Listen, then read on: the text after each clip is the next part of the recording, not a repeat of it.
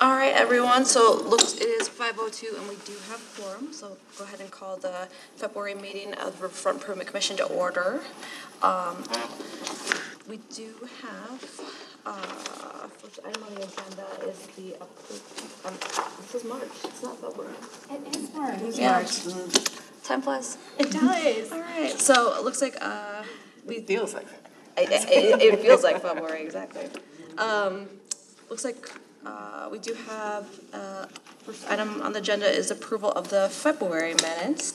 Has everybody had a chance to review, and if so, do I have a motion to approve the February minutes? So moved. I have a motion, do I have a second? Second. All right, motion a second, do I have any discussion?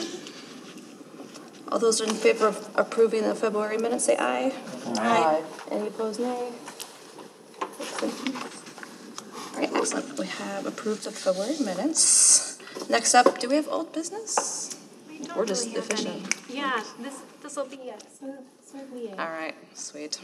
Love it. All right, then on to new business with Riverfront signage. Okay, so we're gonna just welcome our friends from Visit Quad Cities. They are going to share some signage ideas. And Dave, I don't know if you want to introduce yourself and your team. Oh, sure. Perfect. Is it okay if I sit up here? Come on. I was like, your team can come up. Yeah, come Yeah, your team. Everyone That's get on the more fun. spotlight. Come on. This is family. We'll be great. This is family. I feel like we should do like a potluck. Like we should just pass We around. should have brought food. We should have brought snacks. That's kind of what we do. Good afternoon. For those of you that I don't know, I'm Dave Harrell, and I'm the president and CEO of Visit Quad Cities, which is the region's destination marketing and management organization. Hello, Kelly. How are you? Good to see you. With me, I'm not going to introduce them, but why don't you just introduce yourselves and just your title and what you do really quick, and then we can kind of get into this. Brittany Waltz, Destination Experience Manager. I oversee our destination centers here in Davenport and Moline. Joan Kranovich, I'm Vice President of Business Growth and Director of our Sports QC initiative. So I oversee our sales department as well as all of the sports initiatives with our Sports Commission. I'm Katrina Kuning. I'm the Director of Branding Content Strategy, and I oversee our marketing. Welcome. So thank you all for the opportunity to be with you. Nobody pay any attention to the rendering, which is not a Davenport park. But I wanted just to connect with you really quick. First, just want to thank the Commission for everything that you do. The partnership that you've got with Visit Quad Cities means a great deal to us. We're grateful for it. Brittany, who mentioned Union Station, that's a really critical asset for us in terms of like visitor experience and activation and all the things that we try to do from a visitor perspective. It's been great for us to be at Union. We're continuing to invest down there and scale that asset just to make it something that I think we can all be proud of. One of the things that we have been talking to Courtney and the team for a number of months was certainly with the river cruise industry, which is vital to our business as well as Davenport and the region.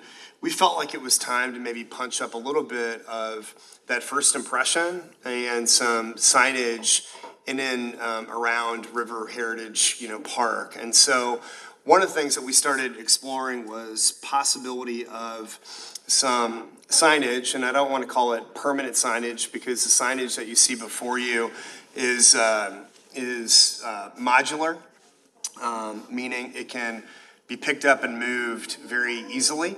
But our objective would be for this to be a sign that would remain in River Heritage Park. It's really sort of that opportunity for our river cruise industry guests when they get off those ships to have a photo op chance. We've done some things, more temporary signage that we kind of bring in and out, but we feel like this is kind of a next level and an enhancement.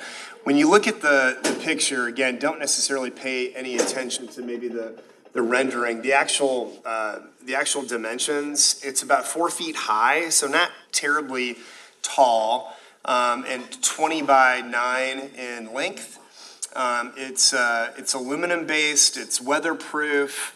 It's a very durable product, and the vendor that we're working with does this all throughout the Midwest. So a lot of destinations and similar organizations to ours work with this particular partner, and they do a variety of things. And so we're sort of on contract with them to hopefully put this sign into play at the park at our expense.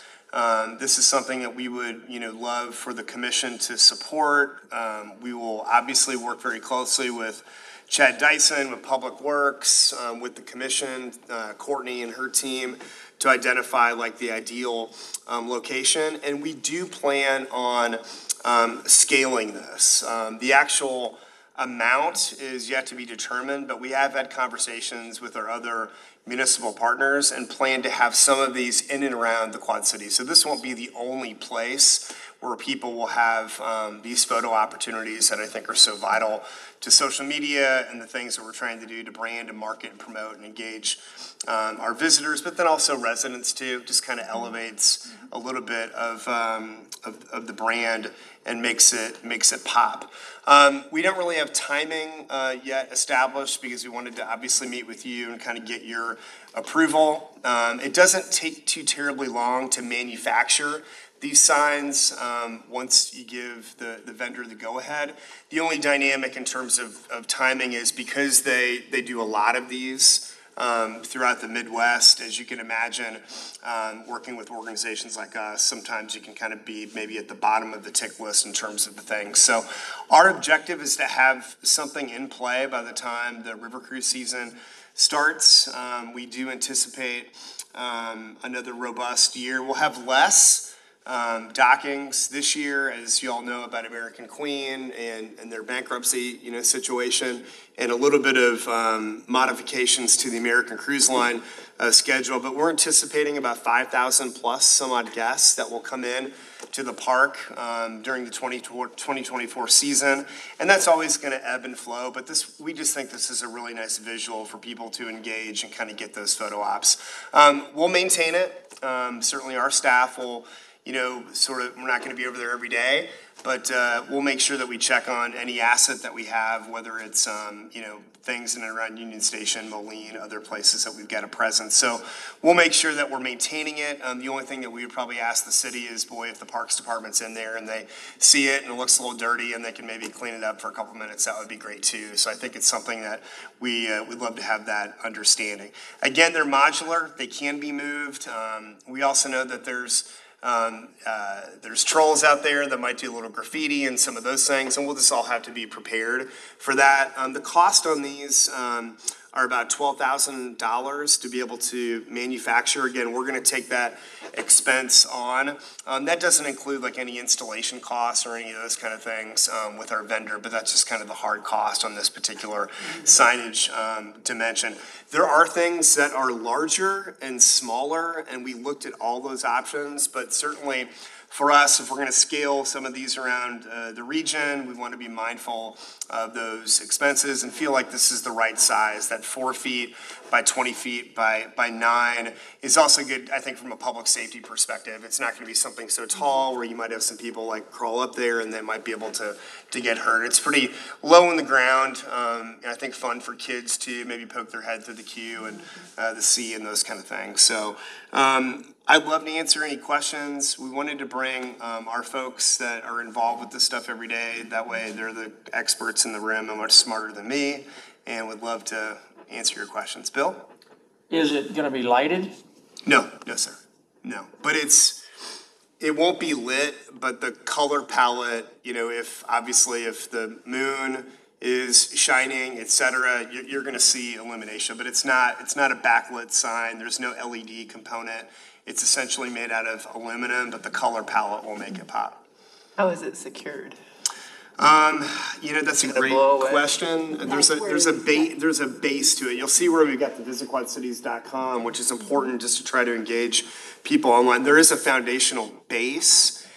Whether it's going to be placed in grass or concrete, that's really something we'll leave to the experts at Public Works and Chad and his team to determine what's the right place at River Heritage Park. That way it is secured and it's not something that can be easily pushed over. Or Yes, it definitely will be blended. Do you see it being there year-round or just Yes, during? sir. Yeah, we do. Yeah, we think it's a year-round thing. Again, there's a lot of destination organizations that have similar types of signage, Bill, in and around, and also around the country and the world too. But Rockford has some stuff in their downtown park that's pretty visible, very similar in size and dimension, and it's a year-round asset for people to enjoy, whether it's 10 below or 80 and sunny. Well, that's a great idea. You said maybe working with other kind of areas that have a lot of visitors. Have any of those been put into place yet? We do plan on scaling, conversations in and around the I-74 bridge for obvious reasons in terms of what that looks like. Rock Island, East Moline. So I think our objective would probably be, some placement within kind of the 5 larger metros. The interesting thing was with our team thinking about placement, there's also a fantastic spot at Lindsay Park too. That might be a really cool visual. So you're in an elevated space, you're in the park, hanging out, and then when you're taking that selfie, you're gonna get just a fabulous view of our global asset and Rock Island, Arsenal, the Rock Island Arsenal. And so that might be an opportunity too. But I think we wanted to start here just for obvious reasons because of the amount of people and that density coming off the river cruises, knowing that we're going to have at least 5,000 coming off those boats to just have that first impression. Which way do you see it facing? It's a great question. Facing the boat or boat in the background? I think what we would rely on is somebody like Chad and our vendor who's done this like all over the Midwest to come in and be like, okay, like, how do you want to face it? Certainly I think probably something that's going to capture the river, behind them. I think that would be ideal. But until we kind of get down there and get a feel for the park and that right, space, I don't really want to commit to exactly the configuration until we're down there with our vendor and Public Works and Chad and make that decision. We would also utilize our landscape architect, Zach Peterson. He's played a pretty pivotal role in the development of many of our parkland along the riverfront, so he would be a great asset to include in this discussion as well as we move forward. I think this looks really sharp, Dave. I love it. Thanks, Kelly. Appreciate that. Yeah, that's a great idea. There's no question about that. And I'm sure you can always call your friends at DDP to help with any possible graffiti removal. They've become experts at that with the technology. We talked about just a bunch of different locations. I think obviously being very aware of Main Street Landing too, and knowing that we're going to have some construction down there. We talked about Union Station, and then we just felt like the park just made like the best sense for that first one, just based on the number of people that are going to come off the ships, and let's try that, and then think through like, all right, where are some other ideal spots that maybe we could consider moving forward? But our plan would be to do it at River Heritage first, and then kind of see where we go. Any other questions for Dave and the team? Do you have any other questions for us? Guys, any questions for them? Well, thank you very much for being here. Thank you. Appreciate your time. Yeah, thank you. It's a great idea. Yes, appreciate you very much. Thanks for all you do. Yeah. Have a good afternoon. Thanks for being here. Of course, thanks for having us. Thanks, Courtney. Thanks, Steph. All right, up next, we have the approval of the Nestle Purina lease. We have a copy of that in the Courtney, I know we went over this last month, but do you want to kind of give us a quick recap on the changes and updates that we've made from parity with other adjustments? Sure, absolutely. So for the Nestle Purina lease, the one thing that we have tried to be pretty consistent with all of our leases in the last year is giving a 5% increase. So you might have heard me talk about that at our last meeting. So we did look at an annual 5% increase. But something that I do want to share that's kind of new as it pertains to the Nestle Purina lease in specific is previously we had written in the lease that we would actually take on the cost of resurfacing the lot. And as I started doing a little bit more research and figuring out what the cost was to actually redo the lot, it's upwards of $2,700. So if you think about it from a mathematical standpoint, when you're looking at $2,700 to redo a lot and you're only annually charging $6,300, that's a pretty big cut to take. So in speaking with Nestle Purina about whether we stick to the word shall or may, we had come to an agreement that we may, as a city, decide, or as the commission decide to go ahead and resurface their lot.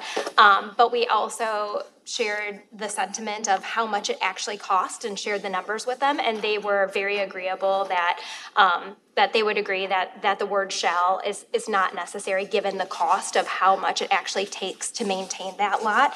And like I said, they were agreeable, and so we will keep the wording. We may decide to do it, should we decide, but we are not bound to that agreement. That's a gravel lot, isn't it? That's correct, over there.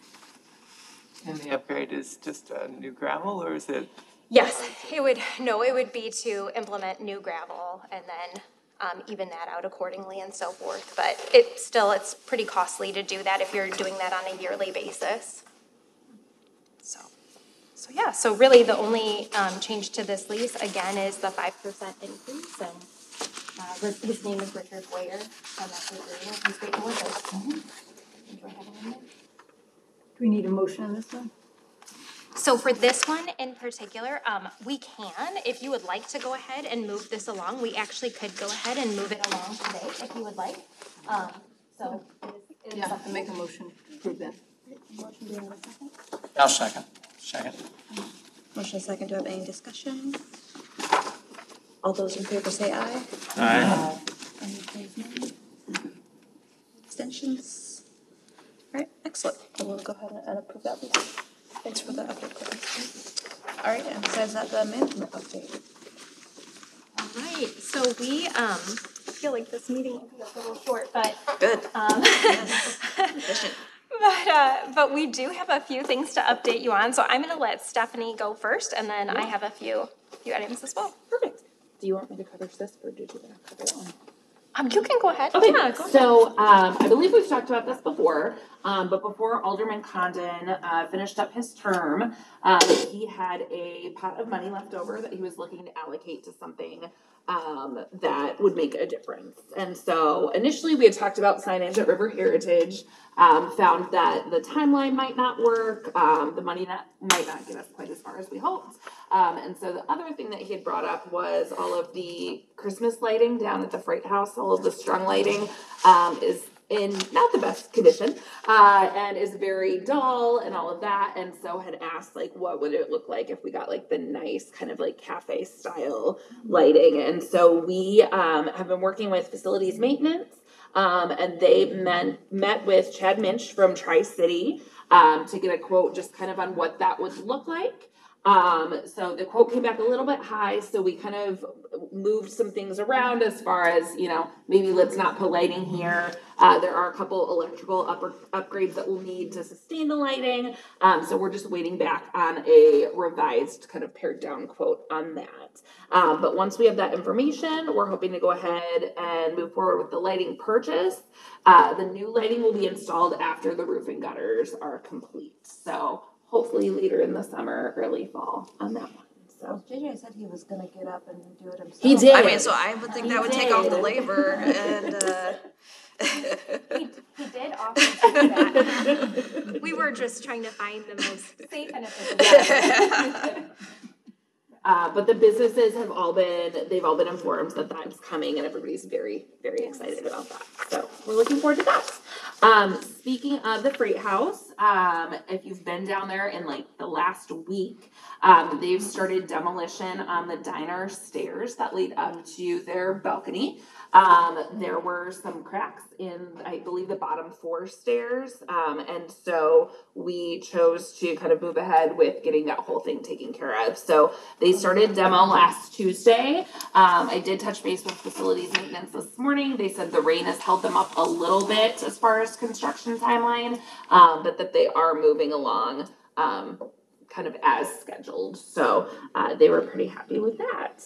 If I could just touch a little bit yeah. on the stairs, so wanted to make sure that we were really clear that the structure of the stair itself, there was no crack in the structure of the stair. Those stairs, if you've ever been there and looked at it, they're actually concrete steps, so molded concrete steps, and it was the actual mold of the concrete that had cracks in the bottom of it. So it was the bottom 4 that we were made aware of, and then, like Stephanie said, in an effort to be proactive, we just decided to go ahead and replace all of the steps. So that's really how we got to that point, what it really entailed, and then, like Steph said, we hope to have that completed within the next few weeks. When was that staircase built? I actually don't know. I could look for you. Any questions on that one? Great.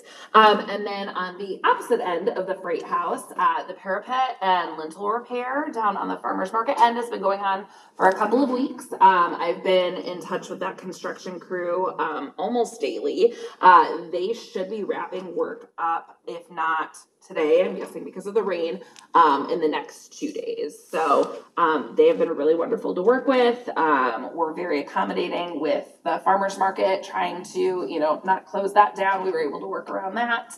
And it sounds like everything has gone extremely well as far as that. So hopefully by the end of week, they will be done and moving out on that part. So, okay.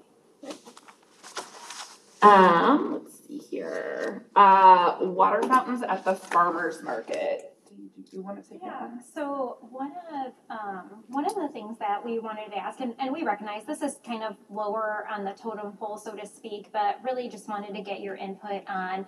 We currently have water fountains at the farmers market. They do not, or haven't used them actually since COVID, so they've been shut off and not turned back on. Partially because it sometimes can attract people to come into that space when the area is not open. So they've decided to keep that off. But in speaking with Missy and the board, they really are either or. They could either keep them or not keep them. And so I struggle with that a little bit because I'm like, well, if we have an ADA accessible asset there and it is ADA accessible, part of me would really like to make that a possibility and turning those back on. I know we have lots of people who are on the trail. That's another area in which they can fill up. But certainly would want to make that decision without some further discussion or discretion. So just kind of wanted to throw it out to the group and see what your thoughts were on that. How many are there? There's just 2. There's 2 of them. Are they right outside the door by like that big scale thing, or are they inside by the bathrooms? No, they're on the outside, I believe. That's what I was thinking. Mm-hmm. Yeah. I didn't know. Do we have any other fountains along the riverfront? There's one. do. There are some. Yeah. Yeah, right at Gaines there. There's like a little doggy one, and then there's Yes. one right at that. There are a lot of people around that area, around the freight house too. Has that been a problem? So, in speaking with the farmers market, for them, the only issue that they dealt with, and they did say they were like, again, this was prior to COVID, the only issue that they had dealt with was having people come up to that space and occupy that space when the farmers market itself wasn't open. So that is just from a safety perspective, that was a concern. But one of the things that our facilities maintenance shared with us is that they could make it to where the on and off nozzle, the farmers market could actually turn it off when the farmers market is not operating, so that people wouldn't be able to access that during those times, therefore kind of leaving out a safety component. So it'd be a way that they just could take a special tool or something to shut it off? Yeah, they could control it and then turn it off. Well, that sounds like it's a compromise. Yeah, I didn't think that was a bad idea.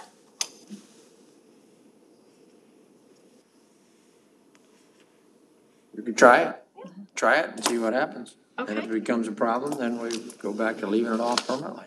I think that sounds good. And then we talked about just some things that they haven't done in the past, which would be like properly winterizing some of those water lines. We regularly do that in the parks. Our parks department knows how to do that, and so does our facilities maintenance team. So that was just something for ongoing maintenance that we would try this year if you all were agreeable to that.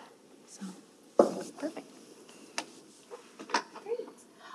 We have been talking, I think the last couple meetings, about the Freight House utilities. So we have actually started meeting with each of the tenants to let them know how utilities are going to be billed out beginning in May. We had our first meeting with the farmers market last week. It went very, very well. So we will be meeting with the other tenants in the coming weeks to prepare them for that shift in utility billing coming up in May. So yeah, looking forward to that. The Marquette docks, I just wanted to give an update on that. Our Parks Department had gotten a call about 2 or 3 weeks ago that there were a number of things wrong with the docks. And so I met, Reed is our dock guy. I met with Reed last week. Just to kind of check everything out. There is a handrail that is really loose. There is a float missing from one of the docks, and then as you're pulling your boat in, there's kind of like little rubber bumpers essentially on either side just to keep the boat safe. There's a section that looks like it's been torn off. And so we kind of talked through all three of those things do pose some safety hazard. So Reed is going to be getting the proper materials ordered for those. And is going to work to get those things replaced. He said the float should be in by the end of this week, and then pending good weather next week, they can get down there and get everything installed. And he said that should move pretty quickly. It should be maybe a day's work or so.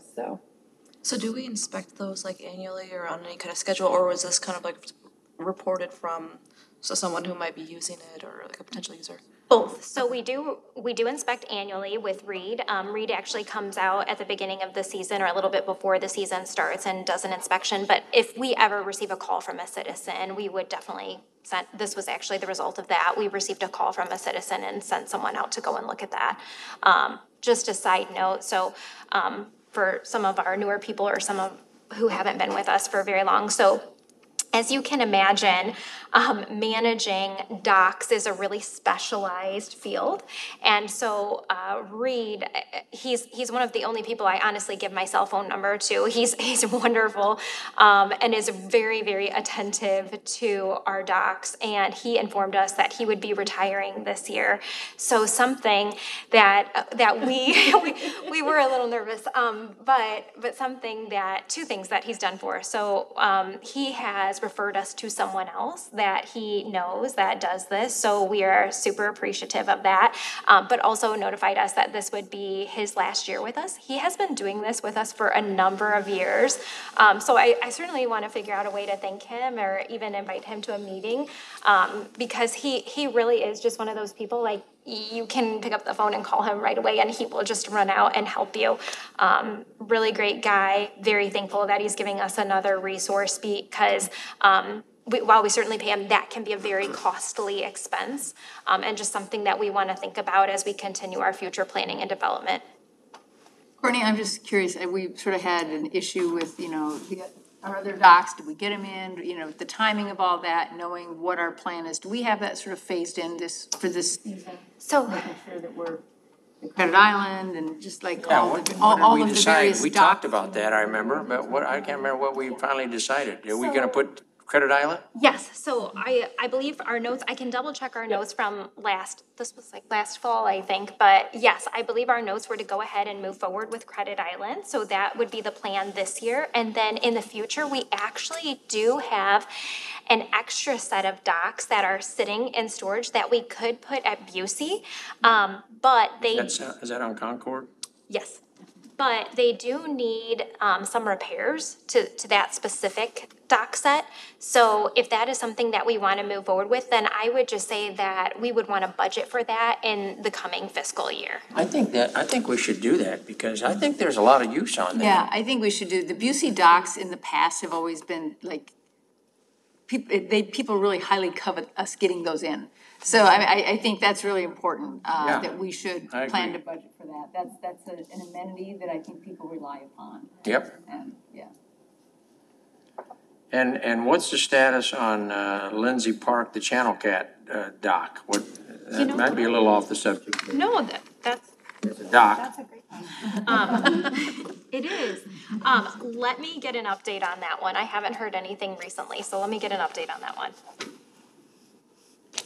We do, I mean, it was budgeted, I thought, or there's definitely been plans to put a whole new deal in there for the Channel Cat, right? There was. Yep. I want to say we had visited that quite some time ago, but yes, there were definitely plans and definitely funds for that.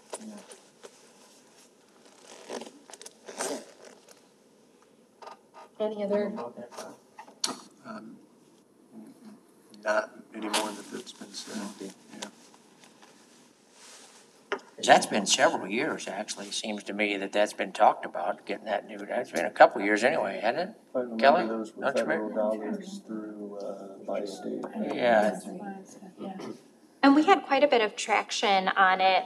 I think it was last fall where we brought it to the table, because that's when we started getting updates from them. But I haven't heard since, so we will circle back on that one. Great. Any other questions on the docs? Okay.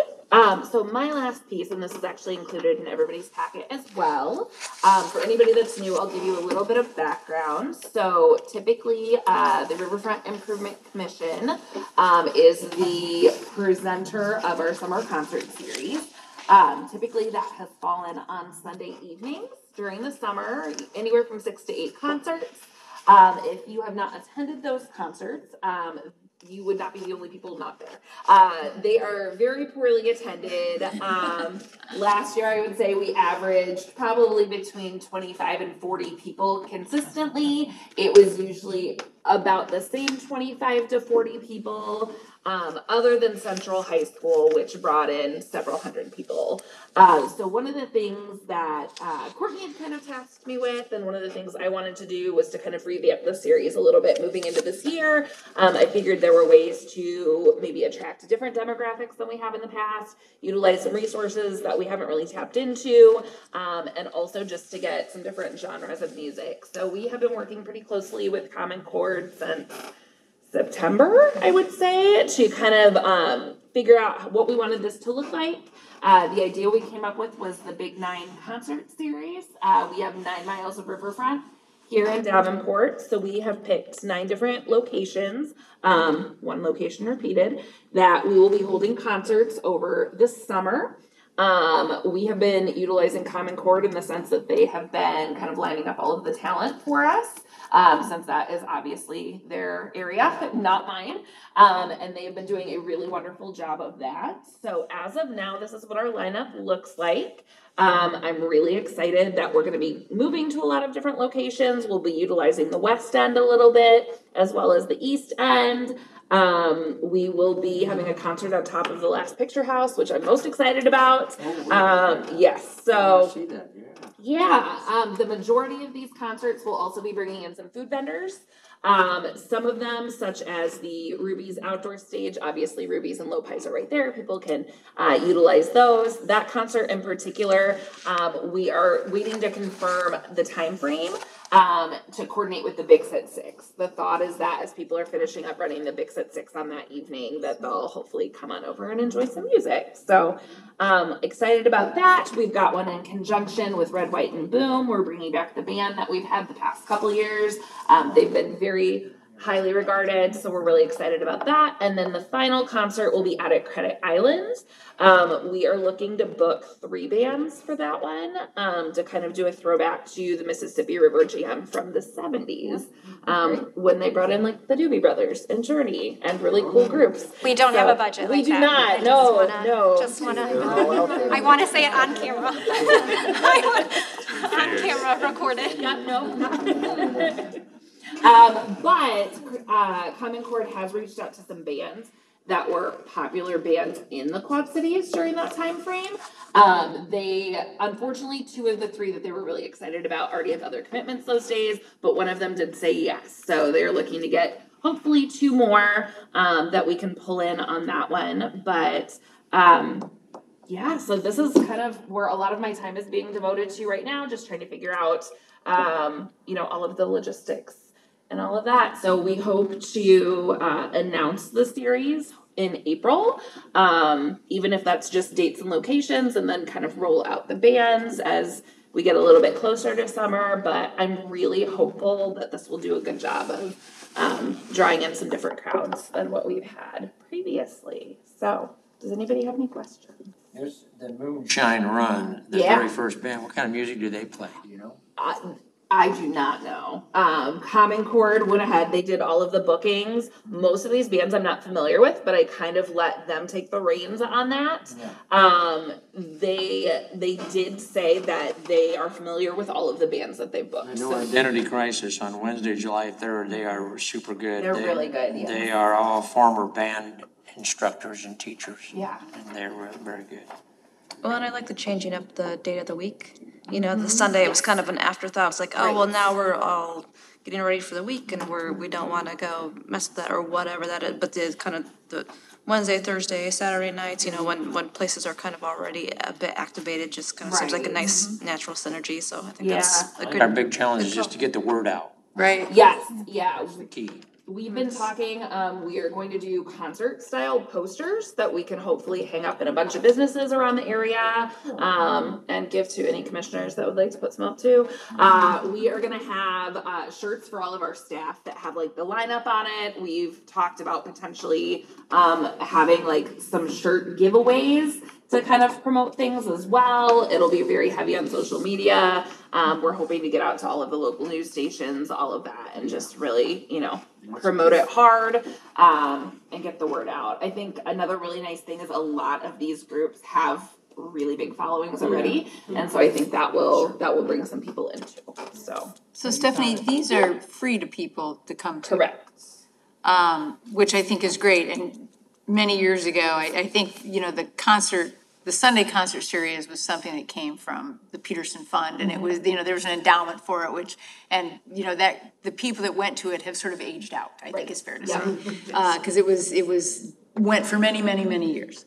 But it would be good to sort of think through if there's a way to, help fund some of this somehow, right? I mean, I think this is a really valuable thing. I think it's a great thing for us to do for activation on the riverfront. But figuring out how we can do some things maybe down the road that helps us fund it more in perpetuity would be great. Yeah. I don't know what that is, but, seems like there's opportunities. We have been talking about that for the last year. Yep. So Stephanie and I, as we continue, I am a big believer in like benchmark analysis and look at multiple cities and see how are they doing it, right? And not that we need to copy other cities, but why reinvent the wheel if someone else has really mastered something well? So and just even looking at like our surrounding cities, if you look at their summer concert series and you look at the marketing, you're going to see sponsors from multiple area businesses. And why can't we have sponsors? I very, very, very strongly believe that we can have sponsors for our summer concert series. And so I think that, as we go into this next year, this past year, I challenged Stephanie with come up and bring me something new, some type of new concert series. This next year, I'm going to challenge her with bring me some sponsors. And so, like I said, if you kind of look at that, she's writing that. But if you look at that, if you look at anyone else, they have a bunch of sponsors, and like I said, I see no reason why we can't get them as well. But one of the things that I think is super cool that I just wanted to give her kudos on for this summer concert series is it is a combination of parks and locations and area businesses, which I think is really, really neat and something that we've not tried before for this specific concert series. The other piece to this is while she gave a lot of kudos to our friends at Common Chord, which they 100% deserve because they are phenomenal to work with, I really want to give her a lot of kudos as well because there is so much that goes behind the scenes other than the actual band and entertainment itself. Everything from organizing the electrical to having food trucks that are licensed and supported at these events to getting entertainment. So for example, she didn't share this with you, but she actually themed each one of these events. So for example, like the Veterans Memorial Park one, like there's gonna be flags for kiddos and there's like a kind of like a barbecue theme. So she's having like multiple barbecue vendors there and ice cream trucks. So it feels So she organizes all that? She does, yes.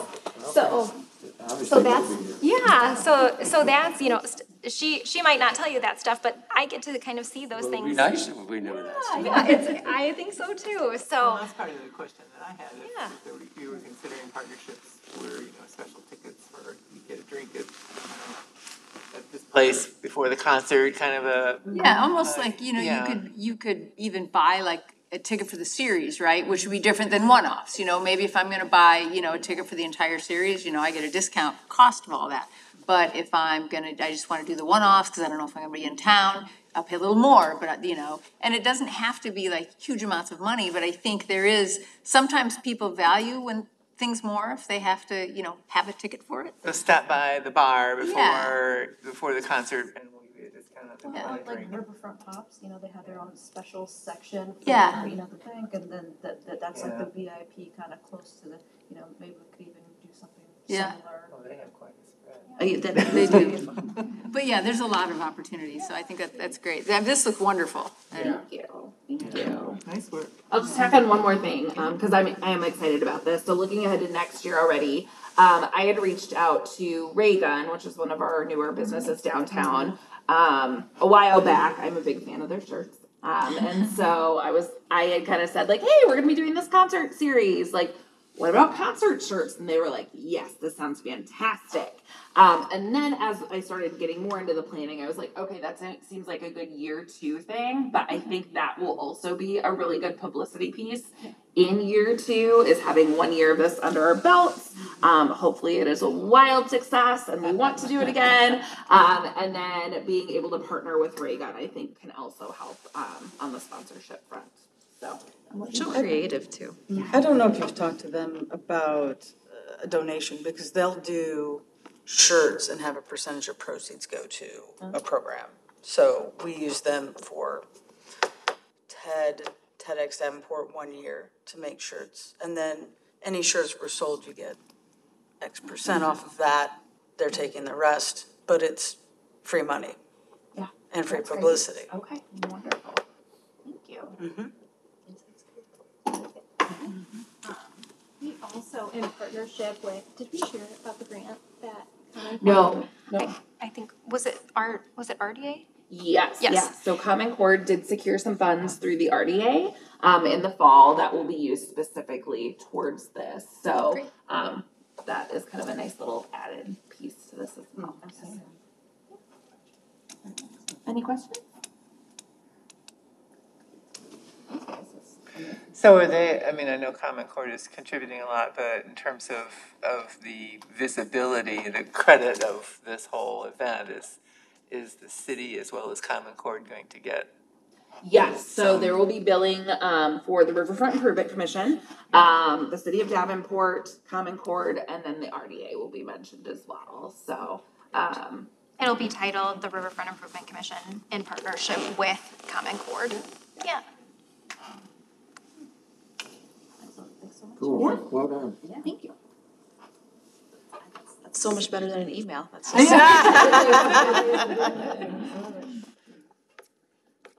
Up next to the Parkway, you gotta tell. I don't know. You gotta. Yeah. You guys. Sorry. We had a fairly short meeting. We had another kind of big group from Windsor Crest because they're pretty gung ho about that park thing that I mentioned last month.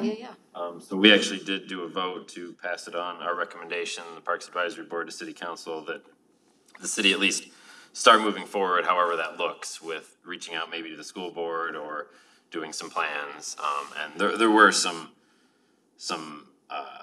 rough plans coming from the park staff about what they would do with that land. And honestly, their recommendation and their master plan's recommendation was that would be a good place for a neighborhood park in an area where there are no neighborhood parks for quite a distance. So yeah, we passed that along, and it's Kyle and the rest's decision. And the big obstacle is obviously just the cost of mainly purchasing the land, because they don't have big goals for big elaborate development or playgrounds or anything. They just want a fairly simple park. So if the city and the school board can work something out, maybe there can be our newest park out there. Can you remind me of that location that was Eastern? 46th and Eastern, Eastern, that okay. cornfield that's And it's the been owned by the school district owns that? They always have, yeah.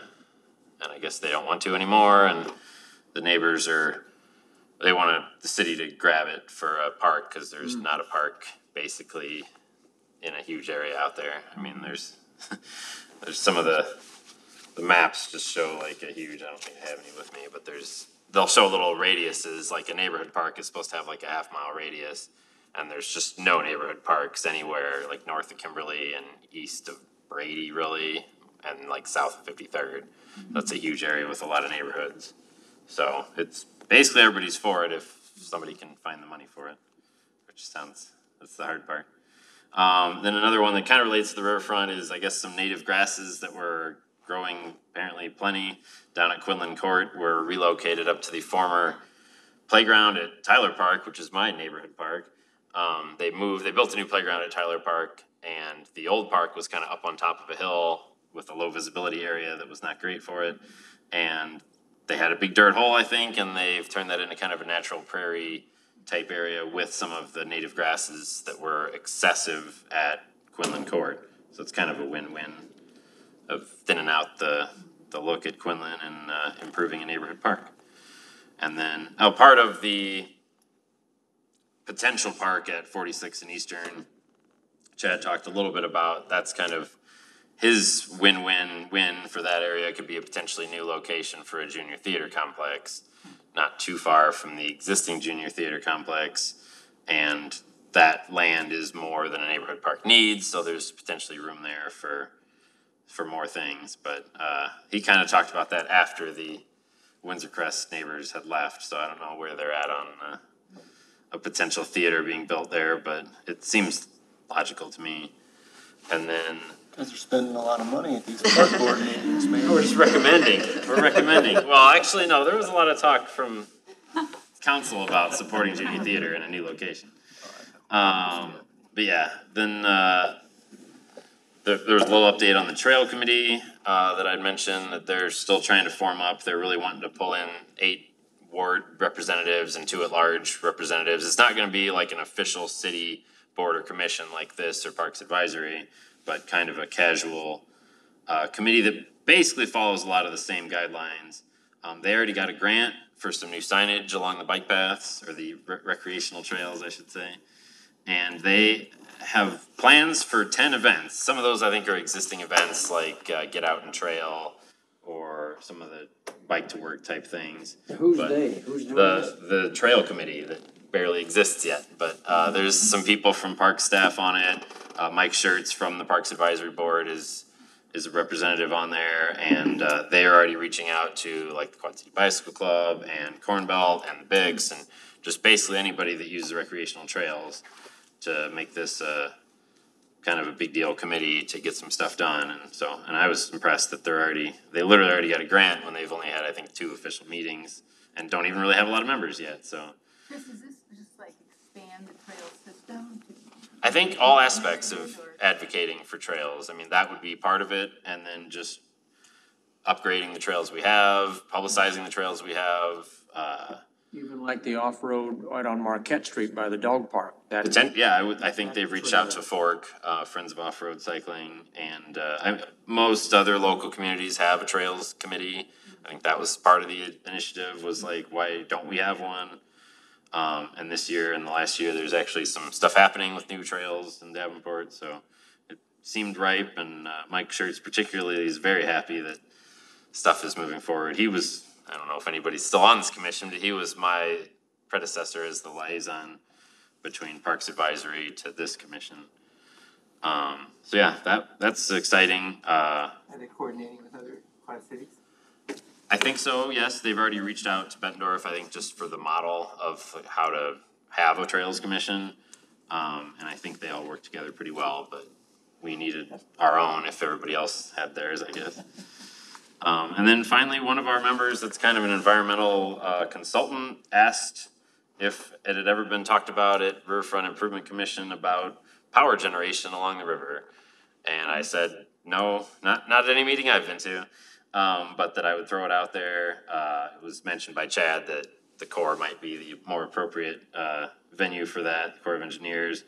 But I do know years ago there was an article in the Times about they called it low fall power generation, I think. Instead of needing a really tall dam with a lot of like distance that the water goes down, there is a way with modern technology to generate power from something like our lock and dam or just the general flow of the river. It's a lot of, power, essentially, energy that's moving down there. But I said I would pass it along.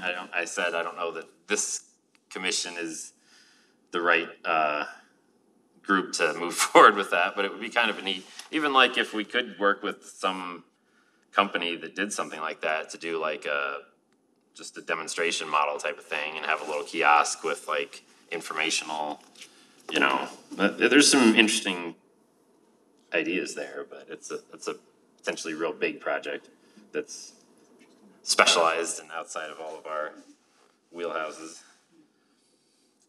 And I think that was about it that had any relation to the riverfront. Thanks so much, Chris. All right, and we scared off our only public with business.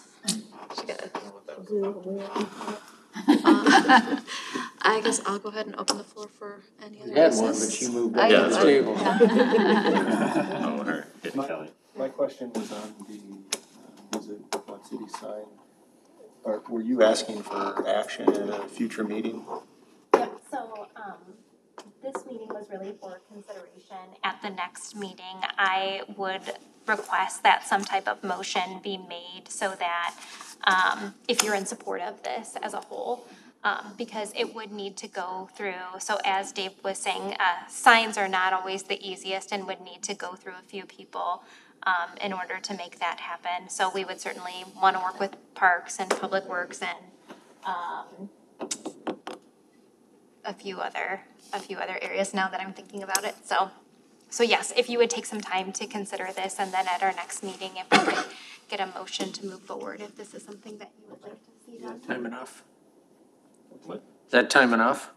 I mean, is that enough time to make everything work? What Dave was talking about, they want to have it in place for the first docking. So the first docking is in June. Oh, June, okay. Well, April. End of month. I'm not sure. I think they're buying the sign regardless, and then they need to figure out where they're going to put the first one. I don't think any of us have any opposition. We think it's a great idea, don't we? Well, I think theoretically it sounds promising, but hearing kind of more details, placement, working with Parks, making sure that it kind of checks a lot of boxes. Yeah, I think I'm most interested in, Mary's question about, how are you actually putting it in there? Mm-hmm. And I'm sure that's what you're talking about probably, Kyle, is, what it takes for all the permitting logistics and. Yeah, so it is funny that, you get into these they seem minute, and you start getting into the nitty gritty of putting a sign out there, and then somebody says, why would you put a sign that says Quad Cities in Davenport? Yeah. And then the conversation starts. But also, that park is really the Riverfront Improvement Commission's park. This commission really moved to create that park before I was on the council, and you've seen it to fruition. There is a plan that's very natural and historic, and so I think it's got plans for future build out, and so talking with Zach and making sure that this is in line with the design is probably prudent as well. Yeah. And I think this is movable, right? So if in 5 to 10 years, that's supposed to be like a natural prairie with running water and all, if you end up getting that funded, you go, we can take that, we can move it to the East Village, we can move it to Main Street Landing. But those are all the types of things that you consider as you move through with it. I mean, it's definitely nicer than the little stake signs that they put out there every time the boat comes. Absolutely. And I'd be happy to connect with Chad and Zach and see if they might join us at our next meeting to just talk through this a little bit further. Would be of interest. Yeah, I'd love to. Or at least have them run it by them and see what they say. If there's a master plan for that part. Because Zach is the one who's kind of designed that whole thing. Yes. And to be honest with you, we actually work quite a bit with Zach, at least weekly. Steph and I do. We do too at the Veterans Memorial Park. Oh, yeah. Yeah, so we do. He's a good guy and really open to ideas, but certainly we want to honor the longevity of the planning and your wishes as well. So something to think about. I guess, I think to your question, a master plan on, I guess, the regional brand and who's in charge of that? Does that exist? What does that look like? Is this in keeping with that? Modular and mobile is great, but also modular and mobile can be something you can throw in the back of a truck and it's gone. I guess you can do that with brewery kettles as well, but nonetheless, yeah, I think there's some more questions. Good discussion, guys, thanks. And design, because is it in keeping with the, the look of that park? And Zach loves to get into all that. He does. He would love to tell us all about that, I'm sure. He's very good.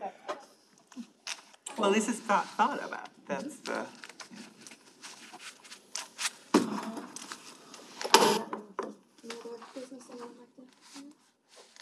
In that case, we'll go ahead and adjourn. Thanks, everyone.